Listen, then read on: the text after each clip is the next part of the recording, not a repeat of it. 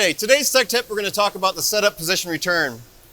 The setup position return button can be found by all your different mode buttons down here.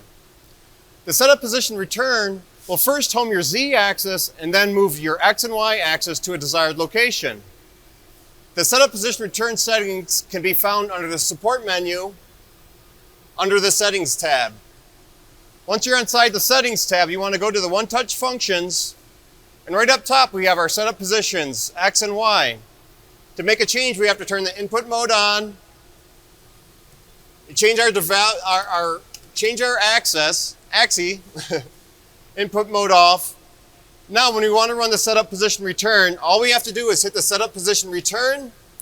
We get a message on the screen to press cycle start. We'll press cycle start and let the machine go to setup position.